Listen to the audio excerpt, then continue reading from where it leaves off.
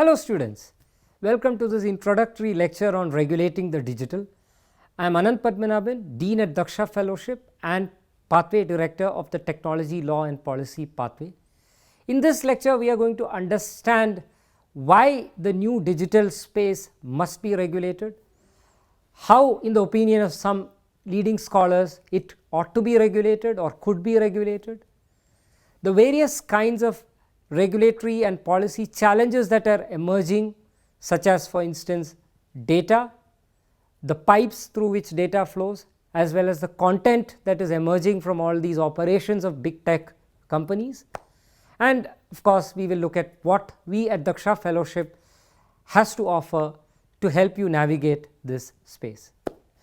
So let us begin with the why question. The digital space has really become a multifarious kind of domain at this point in time. So here, as you can see, there are multiple things that I have pointed out.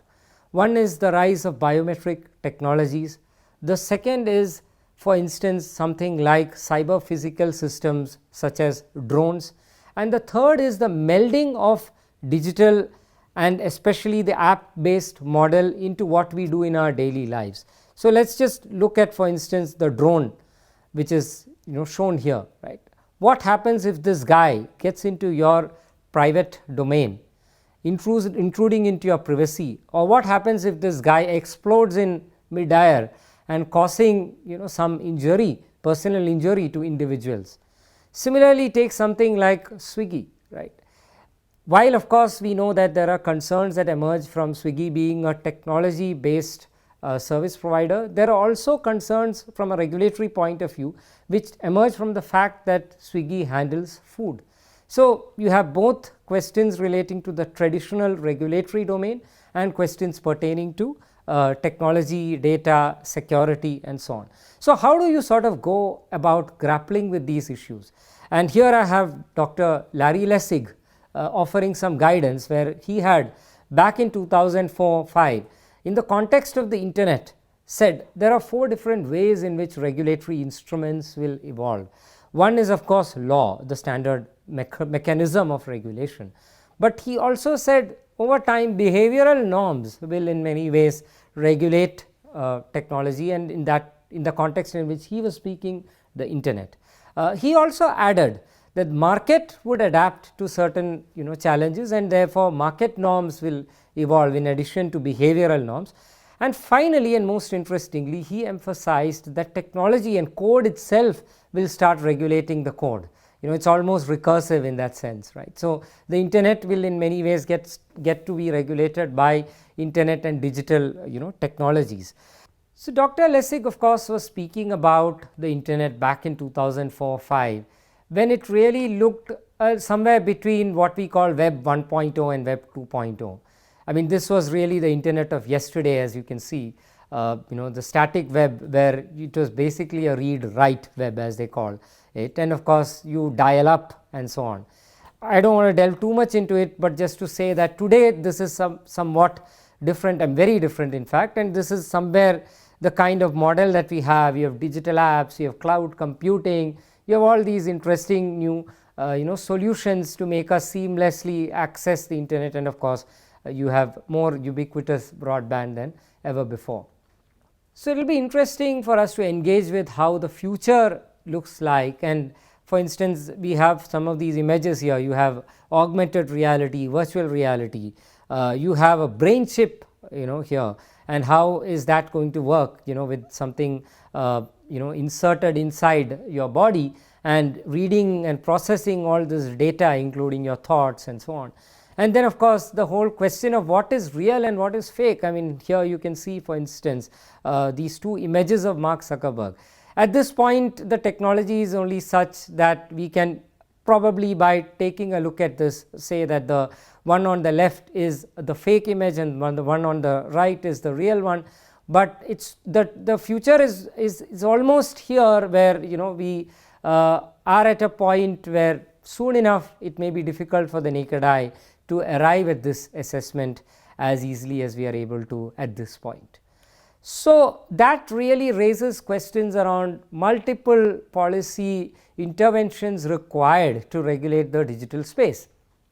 So, some of them are questions relating to how the public law frameworks that we have will adapt. For instance, equality becomes important. If you are using biometric solutions to distribute goods and services, will there be exclusion, right, or will it prefer certain individuals or certain communities over the other?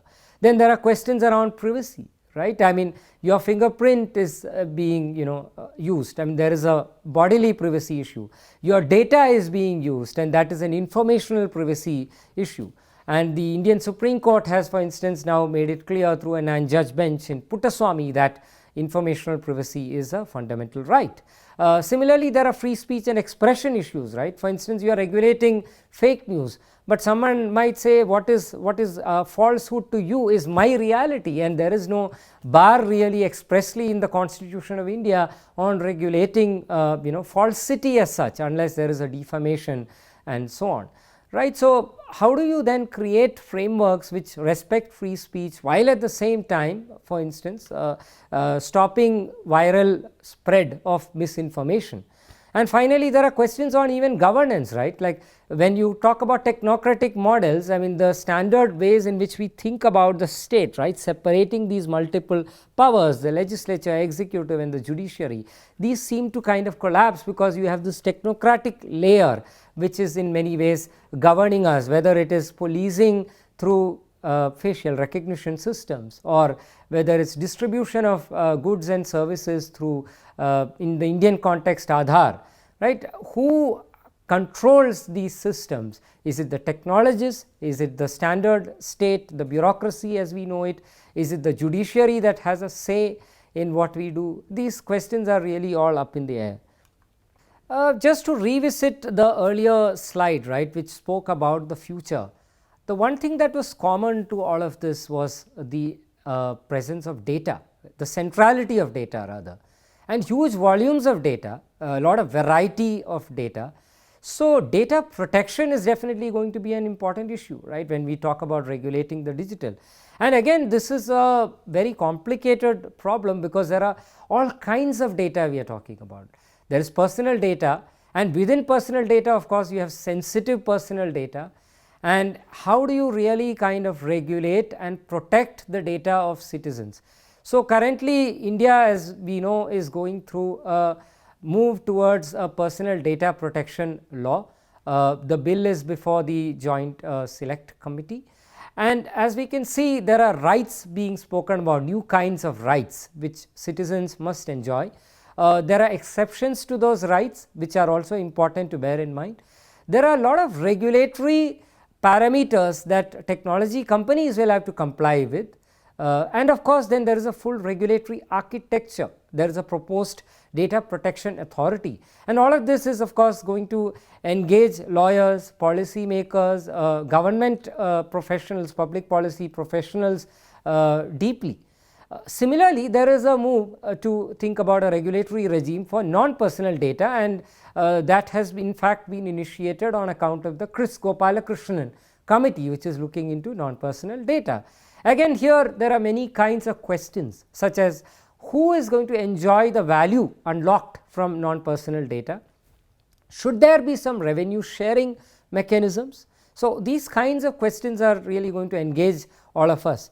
Community data is a deep question again, because so far a lot of the data protection frameworks are about individuals and their rights, but how about communities? Do they need to be protected? How do we really protect them? So, these kinds of questions are also arising, and then of course, you have the larger geopolitical set of challenges around where should the server be located? Should India localize data, and if India is localizing data, should it be localized for all kinds of data, only financial data, only health data, only defense and critical infrastructure data? So, these are not easy questions, and I am sure we all know that we are trying to find answers, but that really makes regulating the digital an essential topic for all of us to engage with in the times that we are living in at this point. Proceeding further, we also have challenges relating to the pipes, right. What are the pipes through which data is flowing? And as digital expands, and as we have more content, more communications between individuals, all of that happening, are we really ready to meet those challenges? I mean, currently, let's be honest, right? I mean, the telecom industry is in many ways regulated by the Telegraph Act of 1885, and sure enough, we have worked to some extent with these challenges, but there are many scholars who say that this is an anachronistic piece of legislation, and we need something very different to regulate the telecom industry. Of course, allocation of spectrum is an area where we have seen challenges already come up. For instance, what is the best way for the state to allocate spectrum? And we all know the story behind the 2G licenses, right? And the Supreme Court cancelled those licenses. Then we went into this whole questioning around the right method. Should it be by auction? Can there be other ways in which we can allocate spectrum? So these are challenges that are coming up when it comes to the pipes. And finally, there is this big challenge on competition in the telecom sector, and we know that India is a live example of this, where we have far lesser players than what we had a decade ago, right? And on account of that, there is this big question of, are consumers going to be left to the mercy of these 2 or 3 big telecom companies? And there is a lot of consolidation happening in the sector, and not only consolidation in terms of one telecom company acquiring the other, but also consolidation in terms of the pipes and the data segment of this whole business getting collaborated in many ways, getting acquired or with some stakes, for instance. And a very good example is Facebook holding stake positions in Reliance Jio. Competition in the telecom sector has again become a matter of grave importance. As we have seen, the number of companies today is far lesser than what we had even a decade ago, and not only that, there is also a fair bit of acquisition and holding of stake positions in telecom companies by data companies. A very good example is, of course, the recent share purchase agreement, wherein Facebook has held some stakes in Reliance Jio, right? So with all of this happening in the world currently, I think we need to think very deeply about how the digital space should be regulated, both from the perspective of data and from the perspective of the pipes through which the data flows. Now let me complicate this even further for you, and let's look at one more element of regulation, which is content. And when I say content, a lot of it is, as we know, digital content, right? So when we talk about digital content, again, you have over the top platforms, and today, as we can see, the government of India has taken a clear position that the Ministry of Information and Broadcasting will have regulatory authority over the OTT players, whether it's a Netflix or a Amazon Prime or Alt Balaji and so on. Then of course we have the standard set of questions that are now being recast, questions around intermediary liability. As we all know, section 79 and 81 provide of the Information Technology Act provide a mechanism to think through these questions, and fundamentally they say that due diligence must be observed by intermediaries, and these are the parameters on which we measure whether you are complying with due diligence or not. But let's look at the reality around us, right? I mean, all governments, and it's not just in India, are basically talking the same language today and saying that we need to regulate the big tech companies, and in particular look at whether the intermediary immunity model, wherein if you observe due diligence you get a free pass, whether that model itself is past its expiry date, and therefore we need to revisit that model. And one of the big questions there is, going back to what Larry Lessig said in 2005, should we use code in order to address code or address the vices of code, right? And by that what I mean is, should we use automation as a mechanism to take down content which we are not really happy with, right? So can automated tools become the mechanism, right, to take down content and for intermediaries to stay clear of liability? Is that the test? Should we nudge intermediaries to invest those resources in technology that can regulate technology? Finally, of course, we have questions around digital copyright, and as we know right now there is a lot of work going on in terms of legislative reform of the Indian Copyright Act, and some of those concerns and policy recommendations are to do with digital copyright and the fair use mechanisms that are available, and including questions around whether text and data mining should be given a specific fair use exemption, and so on and so forth. So, with all of this, it is pretty clear, I guess, that digital is a very complicated space, right, and it requires a lot of thinking on regulations, and I have only really scratched the surface, right. I mean, if you were to indulge me really to go back to this initial slide, right. I mean, look at this biometric technology, right, the kind of questions that arise. There are questions around privacy, there are questions around cyber security, right. There are questions, of course, around public law, technology and governance in terms of the regulatory mechanisms, who is accessing this data, right. Again, take Swiggy, right. I mean, there are lots of questions around online food distribution model and how to regulate them, and of course, take the drone, and there are so many questions around hardware, software, regulation and so on. So, I just again want to reiterate, right, going to the future, there are so many unsolved questions around data and regulating data. So, to help navigate all of this, we have the technology law and policy track at Daksha Fellowship. These are just some of the courses. This is just a very illustrative listing of our core offerings, and as you can see, all these questions that are highlighted when it comes to regulating the digital, we are through these multiple courses at Daksha trying to give you a comprehensive and holistic 360-degree view of regulating the digital, and as you do these courses, you have a full understanding of what it takes to regulate the digital.